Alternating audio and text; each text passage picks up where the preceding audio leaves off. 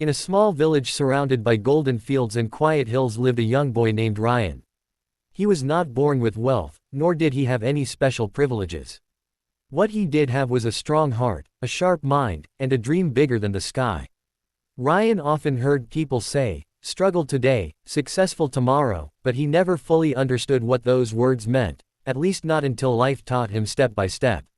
Ryan lived with his mother, who worked as a tailor. His father had passed away when he was very young, leaving behind only memories and a deep sense of responsibility on Ryan's shoulders. At the age of 12, when most children were busy playing, Ryan was already helping his mother stitch clothes and deliver them around the village. Their small house had leaking roofs, shaky walls, and a kitchen that always smelled of damp wood. But inside that house lived love, courage, and hope. Ryan's mother believed that no matter how difficult life became, effort never went wasted. Every evening, after helping with stitching, Ryan studied under the streetlight because their home had frequent electricity cuts. Villagers often laughed at him. "Why are you studying so much?" they teased. "You think you will become some big officer. People like us are born to struggle, not succeed." But Ryan never replied harshly. He simply smiled, held his books tighter, and whispered to himself, "Struggle today, successful tomorrow." Ryan wanted to become an engineer. He loved machines, tools, wires, and anything that required fixing. Whenever something in the village broke, a fan, a radio, a bicycle, Ryan would rush to repair it. Sometimes he failed, sometimes he succeeded, but every time he learned something new. His mother, noticing his passion, saved small amounts from her tailoring income. Even when she didn't have enough for proper meals, she kept aside a few coins for Ryan's studies. "Why do you sacrifice so much, Ami?" Ryan asked one evening. She touched his head and replied softly, "Because one day, your success will wash away all these struggles. I want to see you shine, even if I stay in the shadows." Those words sank deep into Ryan's heart.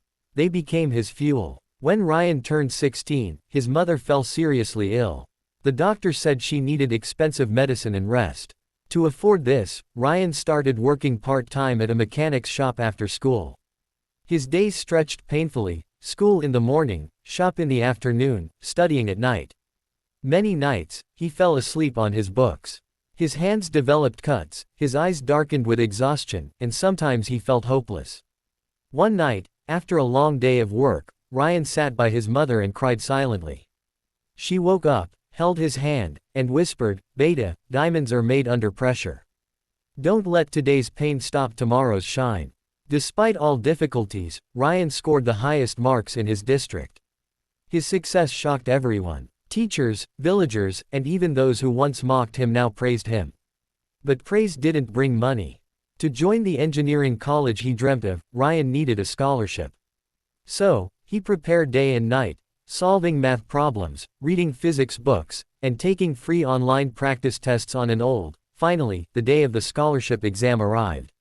Ryan traveled to the city, wearing his only clean shirt and carrying a pen borrowed from a neighbor. The exam hall was full of confident students from wealthy families. Ryan felt small for a moment, but then he remembered his mother's words and sat down with determination. Weeks later, when the results came out, Ryan's heart pounded. His hands shook as he opened the message, "Congratulations. You have been awarded a full scholarship." He couldn't believe it. He ran home as fast as he could, shouting, crying, laughing all at once. His mother hugged him tightly with tears of joy. "See, my son, struggle today, successful tomorrow." College life was completely different. The hostel was noisy, the classes were tough, and the competition was harsh. Students had laptops, smart gadgets, and fancy bags. Ryan had only notebooks and determination. Sometimes, he felt out of place. Sometimes, he felt he didn't belong. But then he reminded himself of all the sacrifices his mother made. He had not come this far to give up. He studied harder than everyone, spending late nights in the library, attending extra workshops, and learning from online lectures. He asked questions, stayed back after class, and practiced endlessly. Slowly, his professors noticed him. His classmates started respecting him. His grades climbed higher and higher until he became one of the top students of his batch. On his final year project, Ryan decided to build a low-cost water purification system for villages like his own.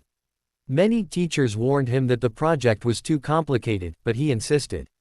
He remembered how, during his childhood, the villagers struggled for clean drinking water. Children got sick, women traveled long distances to fetch water. If he could solve this problem, his education would mean something. Months passed. Ryan worked day and night, skipping meals, sleeping little, and spending all his small savings on parts and tools. There were moments when the machine failed, moments when he felt stuck, moments when he wanted to abandon everything. But giving up was a luxury he didn't have. Finally, after countless failures, the machine worked. It purified water effectively and cost only 1/10 of what market filters cost. His professors were astonished. His classmates applauded. The project won the National Innovation Award. News channels covered his project. A major technology company offered him a high-paying job and agreed to fund the manufacturing of his purification systems. Ryan returned to his village as a respected engineer. The same villagers who once teased him now welcomed him with garlands. Children looked at him with admiration. Elders blessed him. His mother, though weak, watched everything with pride shining in her eyes. Ryan built a small water purification plant in the village and donated it for free.